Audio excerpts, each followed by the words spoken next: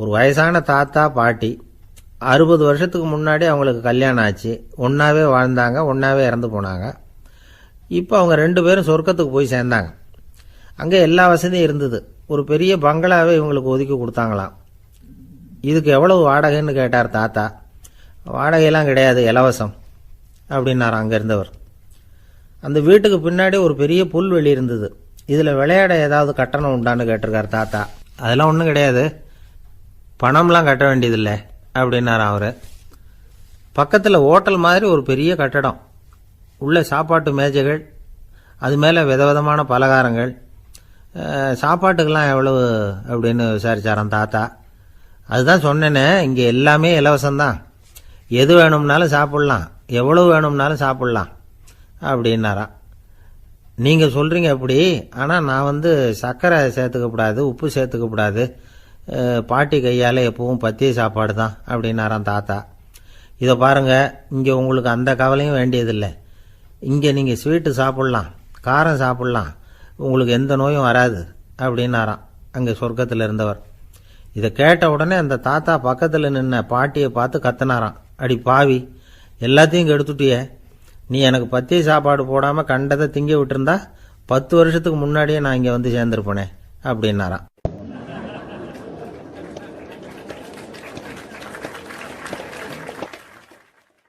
ஒரு சன்னியாசி, அவர் ஒரு நாள் ஒரு கனவு கண்டாராம். அந்த கனவில் அவர் சொர்க்கத்துக்கு போகிறார். அங்கே ஒரு பெரிய திருவிழா நடந்துக்கிட்டு இருக்குது. எங்கே பார்த்தாலும் அலங்கார வளைவுகள், வண்ணமயமான விளக்குகள், பாதைகள் பூரா மலர்கள், எல்லா கட்டடங்களும் ஒளிமயம். அவ்வளவு கோலாகலமாக பிரம்மாண்டமாக அந்த திருவிழா நடந்துக்கிட்டு இருக்குது. அது என்ன திருவிழாங்கிறது இந்த சன்னியாசிக்கு புரியல. அங்கே எதிரில் வந்துக்கிட்டு இருந்த ஒருத்தரை நிறுத்தி, என்ன விசேஷம் இங்கே அப்படின்னு விசாரிச்சாராம். உனக்கு தெரியாத விஷயம், இன்னைக்கு இறைவனுக்கு பிறந்த நாள், அதை தான் எல்லாரும் சேர்ந்து கொண்டாடுறோம். இதுக்காக பிரம்மாண்டமான ஊர்வலம் ஒன்று வரப்போகுது, இறைவனே அந்த ஊர்வலத்தில் கலந்துகிறார் அப்படின்னார் அவர். உடனே அந்த சன்னியாசி ஒரு மரத்து நிழலில் ஒதுங்கி நின்றுக்கிட்டார். ஊர்வலம் வந்துக்கிட்டு இருக்குது. முதல்ல ஒரு குதிரை வந்துக்கிட்டு இருக்கு, அது மேலே ஒருத்தர் உட்காந்துருக்கிறார். அவருக்கு பின்னாடி நிறைய பேர் கூட்டமாக வந்துக்கிட்டு இருக்கிறாங்க. இவ்வளவு கூட்டம் இவர் பின்னாடி வருதே, யார் இவர் அப்படின்னு கேட்டார். ஒரு மதத்தின் பெயரை சொல்லி, இவர் அந்த மதத்தின் தலைவர், அவரை பின்பற்றுகிற மக்கள் கூட்டம் பின்னாடி வந்துக்கிட்டு இருக்குது அப்படின்னு விவரம் சொல்லியிருக்கிறாங்க. இவங்களுக்கு அடுத்தபடியாக இன்னொரு குதிரையில் ஒருத்தர் வந்துக்கிட்டு இருக்கிறார். அவருக்கு பின்னாடி ஏகப்பட்ட கூட்டம். இவர் யாருங்க அப்படின்னு கேட்டிருக்கார் சன்னியாசி. அங்கே இருக்கிறவங்க விவரம் சொல்லியிருக்கிறாங்க. இன்னொரு மதத்தின் பெயரை சொல்லி, இவர் அந்த மதத்தினுடைய தலைவர், அவர் வழியை பின்பற்றுகிறவர்கள் அவர் பின்னாடி கூட்டமாக வந்துக்கிட்டு இருக்கிறாங்க அப்படின்ட்டு இருக்காங்க. இப்படி ஒவ்வொருத்தராக குதிரை மேலே வந்துக்கிட்டே இருக்கிறாங்க. அவங்கள பின்பற்றியும் ஒவ்வொரு கூட்டம் வந்துக்கிட்டே இருக்குது. அந்த பெரிய ஊர்வலம் அது பாட்டுக்கு போய்கிட்டு இருக்குது. கடைசியாக அது முடிஞ்சது ரொம்ப நேரம் கழித்து. அதுக்கப்புறம் கொஞ்சம் நேரம் கழித்து ஒரு வயசான ஆள் குதிரை மேலே வந்துக்கிட்டு இருக்கிறார். ஆனால் அவருக்கு பின்னாடி யாருமே இல்லை. அவர் பரிதாபமாக தனியாக வந்துக்கிட்டு இருக்கிறார்.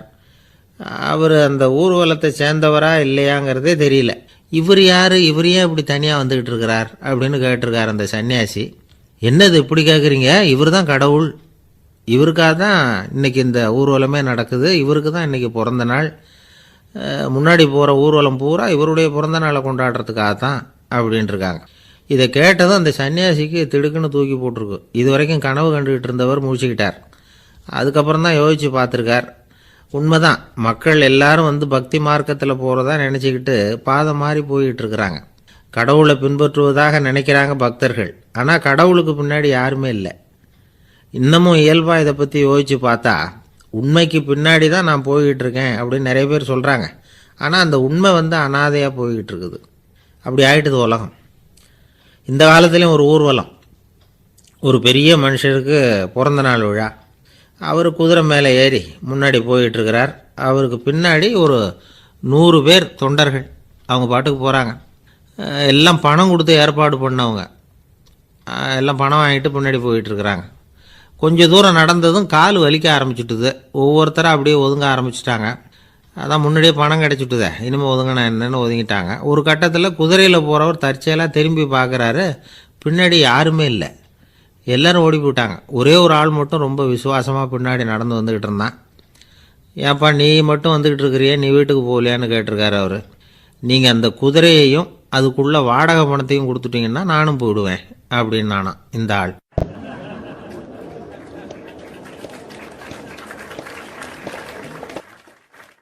ஒரு ஊரில் ஒரு ஆள் இருந்தான், தையல் கடை வச்சுருந்தான்.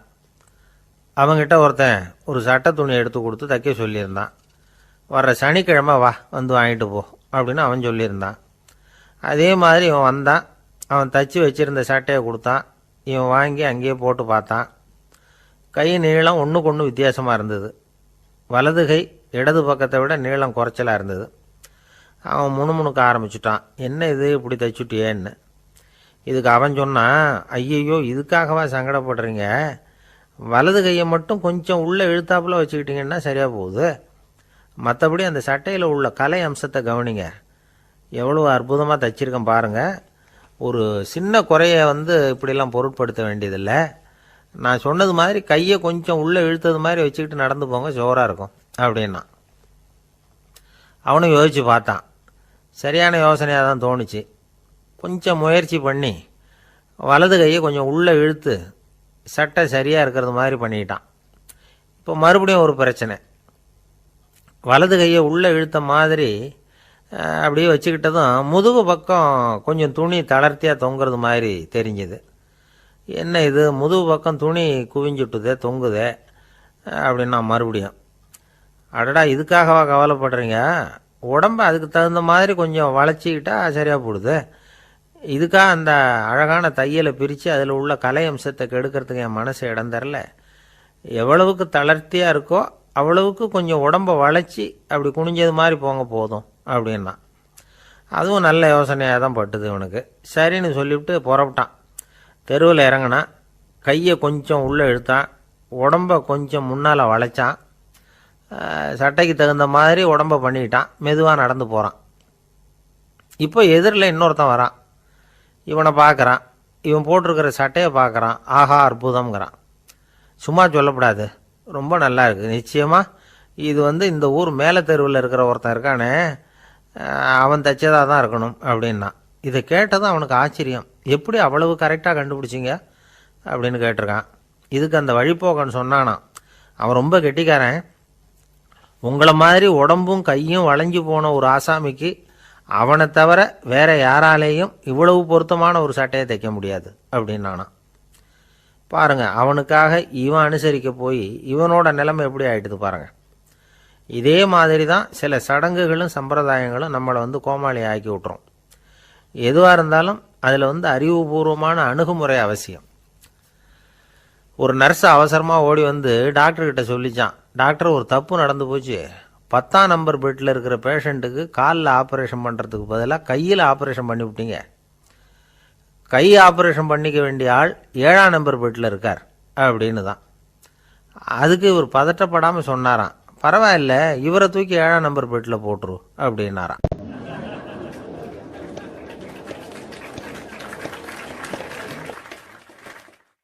ஒரு மாணவனை பார்த்தேன். என்ன தம்பி படிப்புலாம் எப்படி இருக்குது அப்படின்னு விசாரித்தேன். அவன் ரொம்ப அழுத்துக்கிட்டான். நான் நல்லா தான் சார் படிக்கிறேன், இருந்தாலும் புத்தியில் சரியாக ஏற மாட்டேங்குது சார் அப்படின்னா. சரி, இவனு நம்ம ரகம்தான் அப்படின்னு சொல்லி முடிவு பண்ணிக்கிட்டோம். கல்வி கற்கக்கூடிய ஒரு மாணவன் சம்பந்தப்படுற புத்திகள் பல வகை. அதை பற்றி ஒரு பெரியவர் விளக்கி இருக்கிறார். மிருத்து புத்தின்னு ஒன்று இருக்குதான். மிருத்துன்னா மண். மண்ணால் செவுறு கட்டுறோம்ல, மண் சுவரில் ஆணி அடிக்கிறதும் சுலபம், அதை பிடுங்கி எடுக்கிறதும் சுலபம். அது மாதிரி சில பேர் குரு சொல்லி கொடுக்கறத சுலபமாக கேட்டு தெரிஞ்சு வச்சுக்குவாங்க, கொஞ்ச நேரத்தில் சுலபமாக மறந்தும் போயிடுவாங்க. இது மிருத்து புத்தின்னு பேர், மண் புத்தி. தாரு புத்தின்னு ஒன்று உண்டான். தாருன்னா மரம். அதில் பச்சை மரத்தில் ஆணி அடிக்கிறது சுலபம், ஆனால் அதை எடுக்கிறது கஷ்டம். அது மாதிரி ஆசிரியர்கிட்ட இருந்து கேட்டதை கவனமாக மனசில் பதிய வச்சுக்கிட்டு அதை மறக்காமல் இருக்கிறது தாரு புத்தி. பட்டை மரமாக இருந்தால் அதில் ஆணி அடிக்கிறதும் கஷ்டம், அடிக்கிற ஆணியும் சீக்கிரம் நழுவிடும். அது மாதிரி கேட்குற விஷயம் மனசில் பதியறதும் கஷ்டம். அப்படியே பதிஞ்சாலும் அது நீடிச்சு இருக்கிறதும் கஷ்டம், கொஞ்ச காலத்தில் மறந்துடும். இன்னொரு வகை புத்தி ஒன்று உண்டு, அதுக்கு பேர் சிலா புத்தின்னு பேர். சிலான்னா கல். ஒரு கருங்கல்லில் 4 துளையை போட்டு ஒரு துளையில் உளிய வச்சு அடித்தா மற்ற துளை வழியாகவும் பிளந்து கல் 2 ஆயிடும். அது மாதிரி சந்தியான இடங்களில் குறிப்பாக ஒரு பொருளை சொன்னால் அதை வச்சுக்கிட்டு மற்றதையும் தெரிஞ்சுக்கிறது, அது சிலா புத்தின்னு பேர். வேணு புத்தின்னா என்ன தெரியுமா? வேணுன்னா மூங்கில். மூங்கில் கணுவில் ஒரு பக்கம் உளியை வச்சு அடித்தா 2 பக்கமும் பிளந்துரும். அது மாதிரி ஒரு செய்தியை கேட்டுக்கிட்டு இருக்கிறப்பவே அதோட முன்பின் தொடர்களையும் தெரிஞ்சுக்கணும், அது வேணு புத்தி. தைல புத்தின்னு ஒன்று உண்டு. தைலம்ங்கிறது எண்ணெய். தண்ணியில் ஒரு துளி எண்ணெயை விட்டால் அது தண்ணி பூரா பரவி போடுதில்ல, அது இப்படி பரவுறது மாதிரி ஆசிரியர் சுருக்கமாக ஒரு கருத்தை சொன்னால் அதை வச்சுக்கிட்டு பூரா விஷயங்களையும் தெரிஞ்சுக்கணும், அது தைல புத்தி. கற்பூர புத்தின்னு ஒன்று கேள்விப்பட்டிருக்கோம். அது எப்படின்னா, கற்பூரம் தீ பட்ட உடனே பிடிச்சிக்கும். ஆசிரியர் சொன்ன உடனே நுண்ணறிவோட பாடங்களை புரிஞ்சுக்கிறது இந்த வகை புத்தி. கரி புத்தின்னு ஒன்று. அது எப்படின்னா, கரியில் நெருப்பை வச்சு விசிறிய பிறகு அதுக்கப்புறம் அது கறி நெருப்பாகும். அது மாதிரி காலம்பரை சாயந்தர வேலைகளில் ஆசிரியர் பாடம் சொல்லி கொடுப்பார், அதை கொண்டு புரிஞ்சுக்கிறது இந்த வகை. கதலித்தண்டு புத்தின்னு ஒன்று சொல்லுவாங்க. கதலிங்கிறது வாழை மரம். வாழைத்தண்டில் தீ வைக்கிறது எவ்வளவு சிரமமோ அவ்வளவு சிரமத்தோட கல்வி கற்கிறது கதலித்தண்டு புத்தி. இதை தவிர இன்னும் சில வகையான மாணவர்களை கூட அடையாளம் காட்டுறாங்க. ஆசிரியர் சொன்னதில் நல்லதை மட்டும் எடுத்துக்கிறவன் அன்னம். ஆசிரியர் கிடைச்ச இடத்துல பாடத்தை கேட்டுக்கிட்டு பிறகு தனியாக உட்காந்து சிந்திக்கிறவன் பசு. பசுமாடு அப்படி தானே, புல் கண்ட இடத்துல மேயும், அதுக்கப்புறம் நிதானமாக அசை போட்டுக்கும். ஆசிரியர் சொன்னதை தவிர வேற எதையும் சொல்ல முடியாதவன் கிளி. பல இடங்களில் பாடங்கள் கேட்டு கடைசியில் ஒன்றும் புரியாமல் போகிறவன் ஆடு. ஆடு ஒரு செடியில் வயிறார மேயாது, ஒரே செடியில். இக்கரைக்கு அக்கறை பச்சைன்னா அங்கேயும் இங்கேயும் அலைஞ்சிக்கிட்டே இருக்கும். சில பேருக்கு எருமைன்னு பேர். எருமை எப்படின்னா, குளத்து நீரை கலக்கி தான் குடிக்கும். அது மாதிரி ஆசிரியர் மனசை நோக செய்து பயில்கிற மாணவர்கள்லாம் இந்த ரகம். இவ்வளவுலாம் இருந்தாலும் இந்த காலத்து மாணவர்கள்லாம் ஒரு தனி ரகம். ஒரு ஆசிரியர் வகுப்பில் பாடம் நடத்திக்கிட்டு இருந்தார். இலக்கண வகுப்பு. இறந்த காலம், நிகழ்காலம், எதிர்காலம், past tense, present tense, future tense, இதை பற்றிலாம் பாடம் நடத்துகிறார். எல்லாம் சொல்லி கொடுத்துட்டு இப்போ நான் ஒரு வாக்கியம் சொல்லுவேன், அது என்ன காலம் அப்படிங்கிறத நீங்கள் சொல்லணும்னார் ஆசிரியர். சரின்னாங்க மாணவர்கள்லாம். நான் நாளைக்கும் பாடம் நடத்தப் போகிறேன், இது என்ன காலம் அப்படின்னு கேட்டார் ஆசிரியர். அதாவது நான் நாளைக்கும் பாடம் நடத்தப் போகிறேன், இந்த வாக்கியம் என்ன காலம்னு கேட்டார். ஒரு பையன் மெதுவாக எழுந்திரிச்சு சொன்னான், இது எங்க போதாத காலம் சார் அப்படின்னு சொல்லிவிட்டு உட்காந்துட்டான்.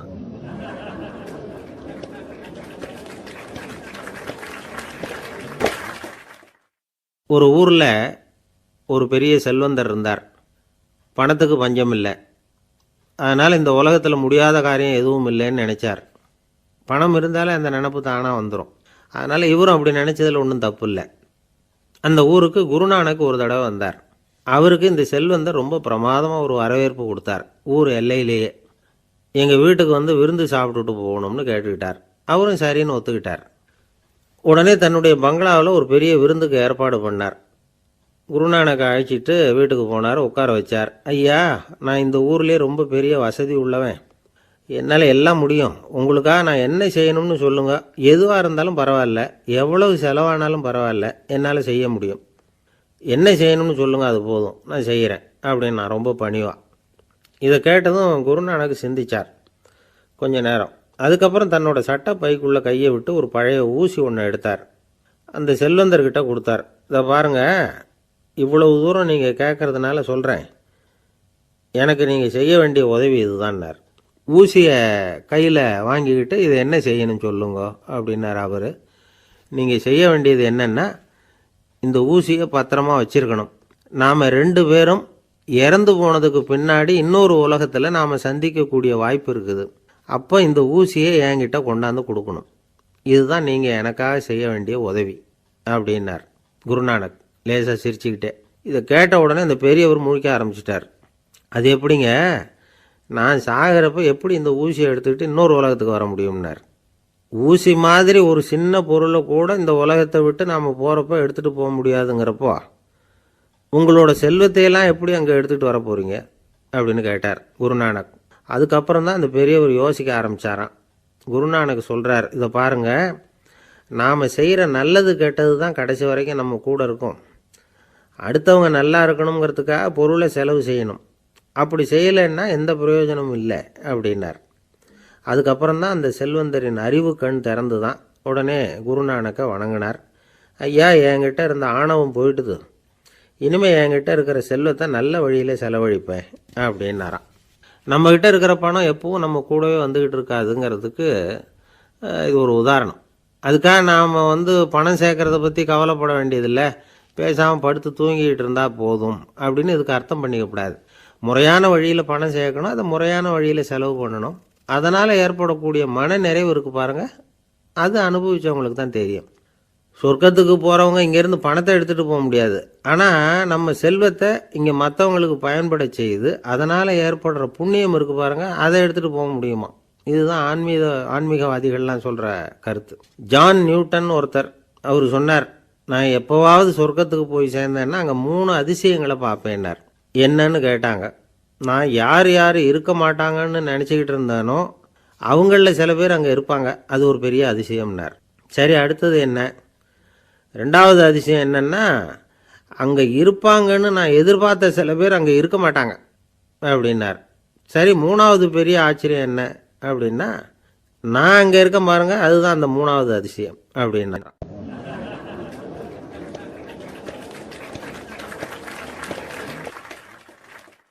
ஒருத்தர் ஓடி வந்தார், இன்னொருத்தரை பார்த்து, சார் உங்கள் சைக்கிளை ஒரு நாள் இரவல் கொடுங்களேன், பக்கத்து ஊருக்கு போயிட்டு வர வேண்டியிருக்கு அப்படின்னார்.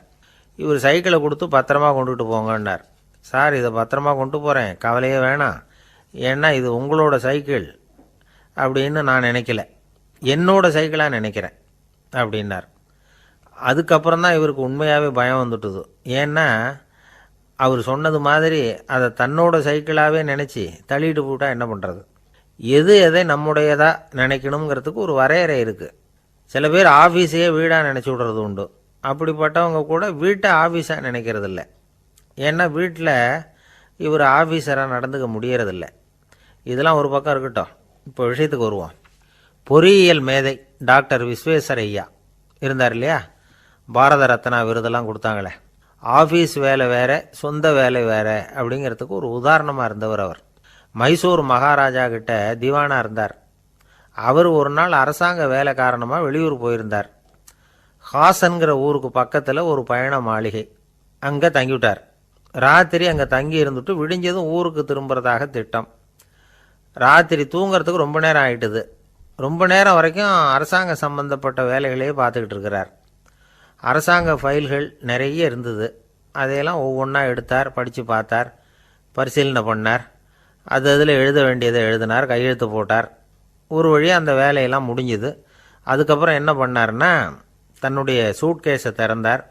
அதிலிருந்து 2 மெழுகுவத்தியை எடுத்து கொளுத்தி வச்சார். அந்த பயண மாளிகையில் அது வரைக்கும் எரிஞ்சுக்கிட்டு இருந்த மின்சார விளக்குகளை அணைச்சுட்டார். அதுக்கு பிறகு அந்த மெழுகுவத்தி வெளிச்சத்தில் சில புத்தகங்களை தொடர்ந்து படிக்க ஆரம்பிச்சிட்டார். அந்த பயண மாளிகையில் பணியாளராக இருந்தவர் இதை பார்த்துட்டு ஓடி வந்தார். மறுபடியும் மின் விளக்க போடுறதுக்காக போனார். விஸ்வேஸ்வரய்யா அதை பார்த்துட்டு போட வேணாம்ட்டாராம். இது வரைக்கும் நான் அரசாங்க அலுவல்களை கவனிச்சுக்கிட்டு இருந்தேன், அதனால் மின் விளக்குகள் அப்போ எரிஞ்சதில் தப்பு இல்லை. இப்போ நான் புத்தகம் படிச்சுக்கிட்டு இருக்கேன், இது என்னுடைய சொந்த வேலை, இங்கே இருக்கிற மின் விளக்கு அதுக்காக ஏன் எரியணும் அப்படின்னு கேட்டாராம். இப்போ இருக்கிற சில அரசு பணியாளர்கள்கிட்ட இந்த சம்பவத்தை பேச்சோட பேச்சாக சொல்லி பார்த்தேன். அவங்களால இதை ஜீரணிக்கவே முடியல. நேர்மை தேவைதான் சார், அதுக்காக அவ்வளவு தூரத்துக்கு அது தேவையா அப்படிங்கிறாங்க. விஸ்வேஸ்வரய்யா அப்படி பண்ணினது தான் ஒரு நேர்மையாளர் அப்படின்னு இந்த உலகத்துக்கு நிரூபிக்கணுங்கிறதுக்காக இல்லை. தான் அப்படி நடந்து காட்டினா தன்னை சுற்றி இருக்கிறவங்களும் அதை கேள்விப்படுறவங்களும் முடிஞ்ச அளவுக்கு பொது வாழ்க்கையில், அரசு பணியில் நேர்மையை கடைபிடிக்க முயற்சி பண்ணலாமே அப்படிங்கிறதுக்காகத்தான். இப்போவும் சில பேர் இருக்கிறாங்க, இவங்க ஆஃபீஸ் வேறு வீடு வேறேன்னு நினைக்கிறதில்ல, அவ்வளோ உரிமை. ஒருத்தர் அப்படிதான், அவருக்கு அவசரமாக 5000 ரூபா தேவைப்பட்டது. ஆஃபீஸு பணத்தை எடுத்துக்கிட்டார். அந்த நேரம் பார்த்து ஆடிட் வந்துட்டுது, ஆப்பிட்டுக்கிட்டார். விசாரணை நடக்குது. அவர் சொல்கிறார், சார் நான் நேரம் காலம் பார்க்காம ஆஃபீஸில் வேலை செய்வேன், ஏன்னா அதை என்னோட ஆஃபீஸாக நினைக்கிறேன். அவசரத்துக்கு அந்த பணத்தை எடுத்தேன், மறுபடி வச்சுடலாம்னு தான் இருந்தேன், அதுக்குள்ளே இப்படி ஆகிட்டுது. நீங்கள் என்ன நினச்சாலும் சரி, நான் ஆஃபீஸ் வேறு வீடு வேறு அப்படின்னு நினைக்கிறதில்ல, அது என்னோட சுபாவம் அப்படின்னார். விசாரணை பண்ணவர் தீர்ப்பு வழங்கினார். உங்கள் சுபாவத்துக்கு மதிப்பு கொடுத்து நானும் தீர்ப்பு வழங்குறேன். நீங்கள் கொஞ்ச நாள் ஜெயிலில் இருந்துட்டு வாங்க, அது உங்களுக்கு கஷ்டமாக இருக்காதுன்னு நினைக்கிறேன். ஏன்னா அங்கே போனாலும் நீங்கள் உங்கள் சுபாவப்படி வீடு வேற ஜெயில் வேறன்னு நினைக்க மாட்டீங்க அப்படின்னாராம்.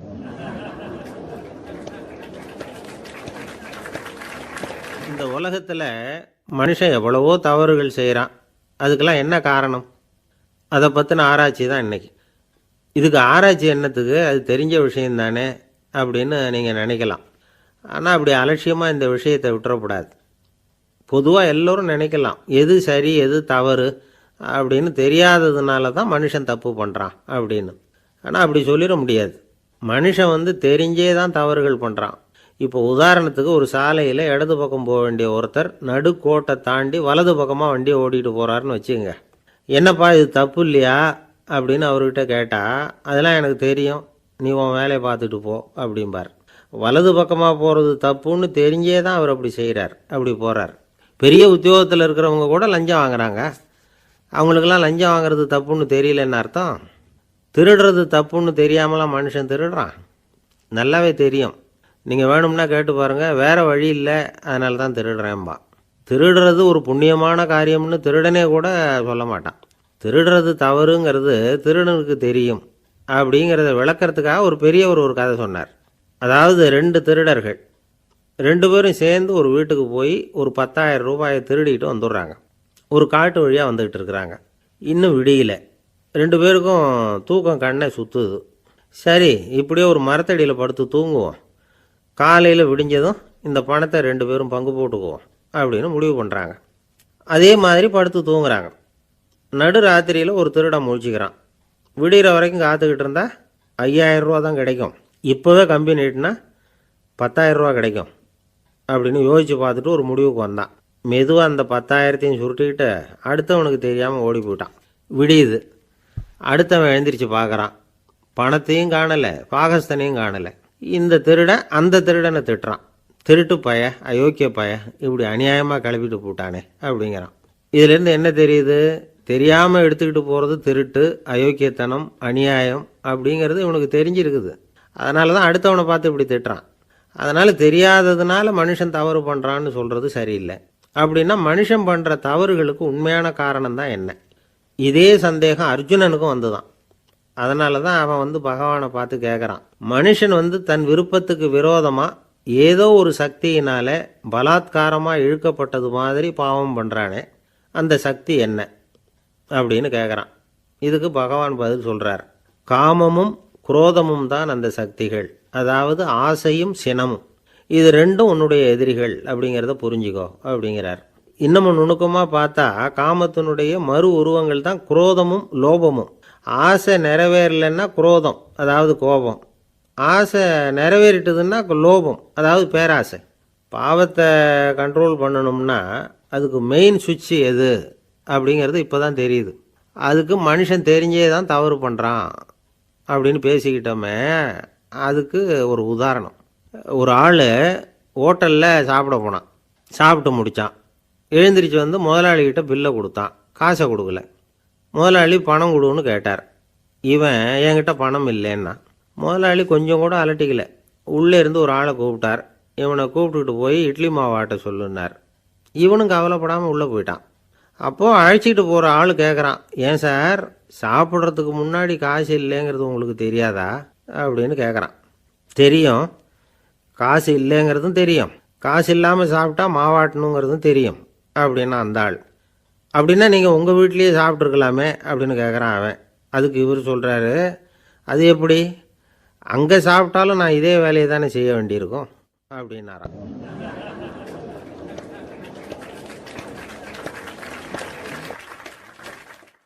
நம்மளை மாதிரி ஒரு ஆசாமி அவன் நம்மளை மாதிரியே கற்பனை பண்ணான்.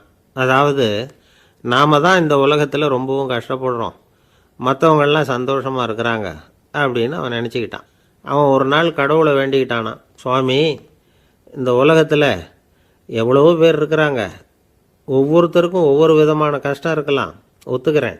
இருந்தாலும் எனக்கு அது கொஞ்சம் அதிகமாக இருக்கிறது மாதிரி தெரியுது.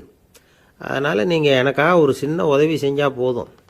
அது வேறு ஒன்றும் இல்லை, என்கிட்ட இருக்கிற துயரங்களை இன்னொருத்தர் யாருக்கிட்டையாவது கொடுத்துருங்க, அவர்கிட்ட இருக்கிற துயரங்களை என்கிட்ட மாற்றி கொடுத்துருங்க. ஒரு மியூச்சுவல் ட்ரான்ஸ்ஃபர், அவ்வளவுதான். அப்படி பண்ணிவிட்டா போதும் அப்படின்னு வேண்டிக்கிட்டானான். அன்னைக்கு ராத்திரியே அவன் ஒரு கனவு கண்டிருக்கான். வானத்திலேருந்து ஒரு குரல் கேட்டிருக்கு. அது என்ன சொல்லிச்சு தெரியுமா? ஏ ஜனங்களே, எல்லாரும் அவங்கவுங்க கஷ்டங்களை ஒரு பையில் போட்டு எடுத்துக்குங்க.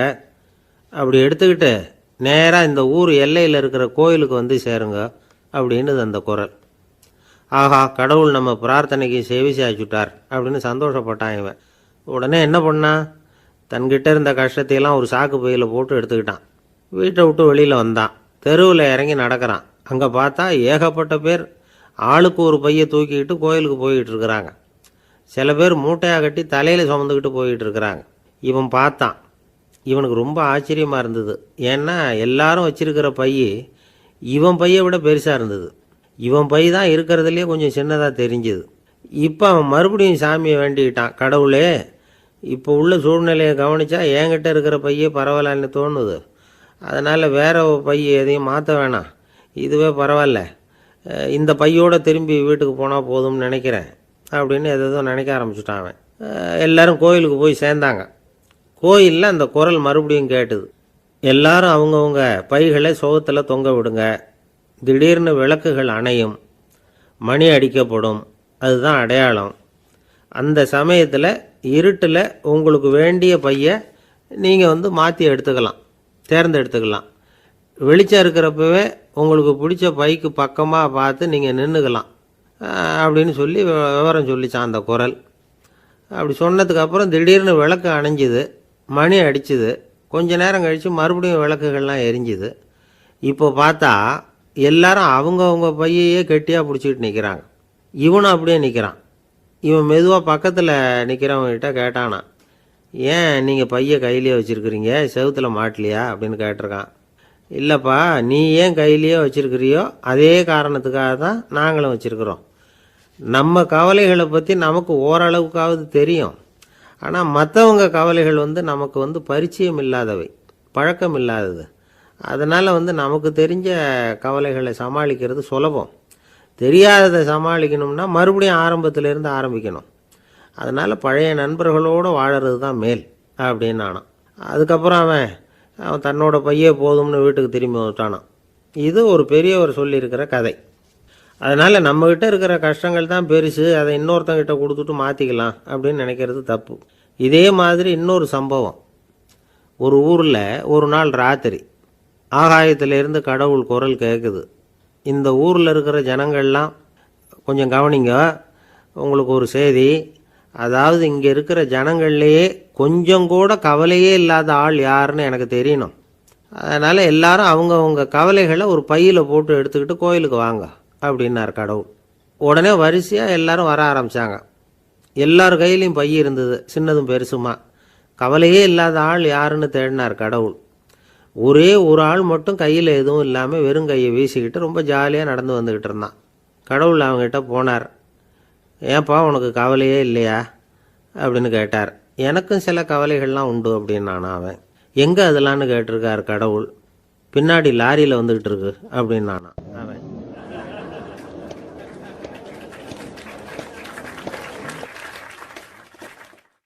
சங்கீத வித்வான்களில் பல வகை உண்டு.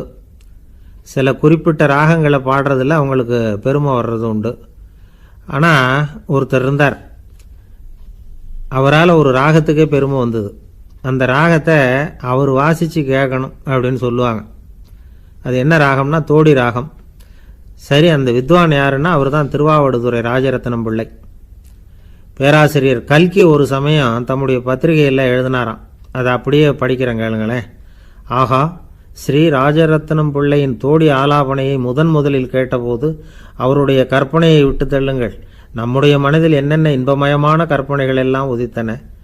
குழந்தை தாயிடம் கொஞ்சம் குரலை கேட்டோம், அன்னை குழந்தையிடம் கொஞ்சம் குரலை கேட்டோம், ரதியும் மன்மதனும் பேசிக்கொண்ட காதல் மொழிகளை கேட்டோம், முருகன் சிவபெருமான் செவிகுளிர மொழிந்த உபதேசத்தை கேட்டோம், கலைமகள் கவிஞனுக்கு அருளிய ஆசி மொழிகளை கேட்டோம், நாரத முனிவருடைய தம்பூரா சுருதியை கேட்டோம், ராவணன் தன் எலும்பை ஒடித்து வீணையாகச் செய்து வாசித்த கானத்தை கேட்டோம், கானப்பறவைகளின் கலகல ஒலியை கேட்டோம், கோலக்குயில்களின் குரல் இனிமையை கேட்டோம்.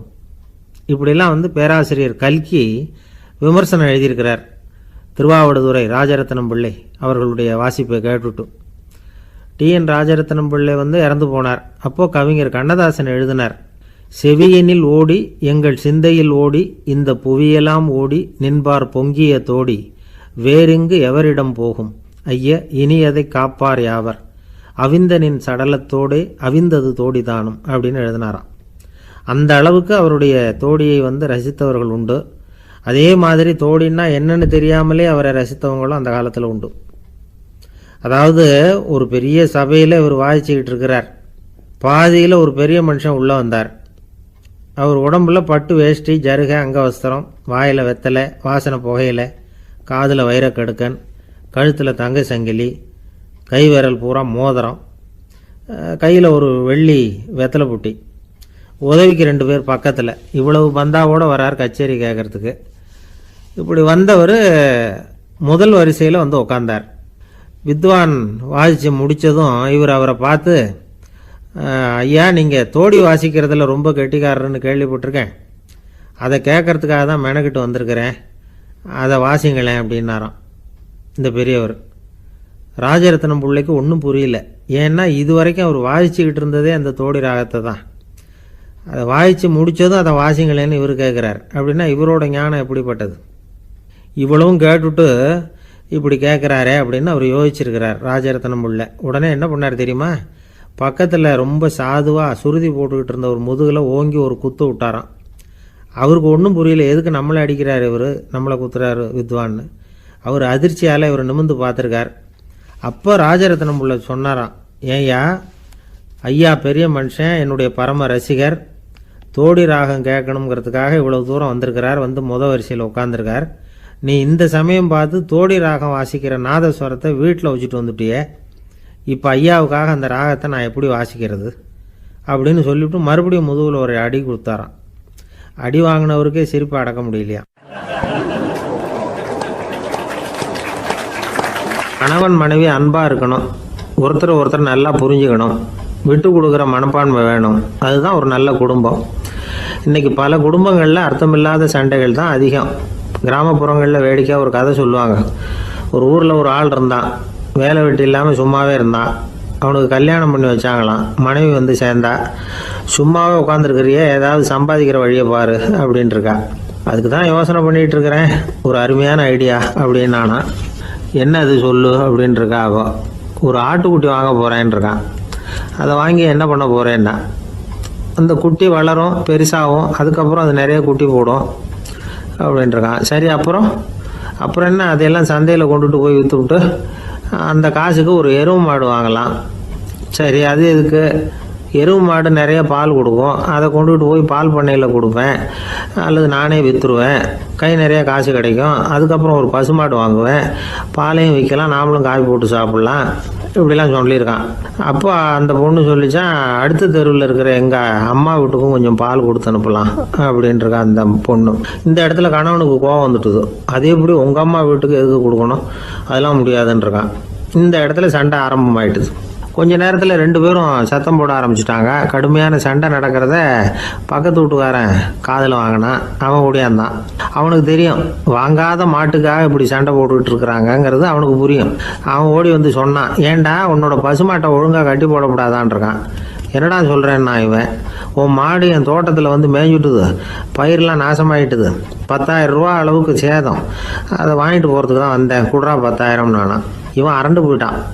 அப்புறம் சொன்னா, டே நான் இன்னும் மாடே வாங்கலையே, அதுக்குள்ளே அது எப்படிடா உன் தோட்டத்தில் மேயும், என்னடா உளறேன்ருக்கான். நீ தாண்டா இப்போ உளறிக்கிட்டு இருக்க, மாடே வாங்கலை, அதுக்குள்ளே எப்படிடா உன்னுடைய மனைவி அவங்க அம்மா வீட்டுக்கு பால் கொடுத்து அனுப்ப முடியும் அப்படின்னு அவன் கேட்டானா. நம்மளால இப்போ தான் புத்தி வந்துதான். அர்த்தமே இல்லாத சண்டை போட்டுக்கிட்டு இருக்கிறோம் அப்படிங்கிறத அவன் புரிஞ்சுக்கிட்டானான். இது நம்ம முன்னோர்கள் சொல்லியிருக்கிற ஒரு கதை. சண்டையில் தான் அர்த்தம் இல்லையே தவிர கதையில் அர்த்தம் உண்டு. அதாவது இல்லாத விஷயங்களுக்காக சண்டை போட்டுக்கிட்டு இல்லறத்தை வீணாக்கிக்கிட்டு இருக்கிற மனிதர்கள் இன்றைக்கு நிறைய பேர் இருக்கிறாங்க. ஒருத்தன் தன்னுடைய மனைவியை பற்றி மாமனார்கிட்ட புகார் சொன்னானா, மாமா உங்கள் பொண்ணு அர்த்தமில்லாத சண்டை போடுறா, எதுக்கு எடுத்தாலும் எடுத்தெறிஞ்சு பேசுகிறா அப்படின்ட்டுருக்கான். நீ எப்படி மாப்பிள்ளை அதை சமாளிக்கிற அப்படின்னு கேட்டிருக்காரு அவர். அவள் எடுத்தெறியறது என் மேலே படாமல் ஒதுங்கி நின்றுக்கிறேன் அப்படின்னா.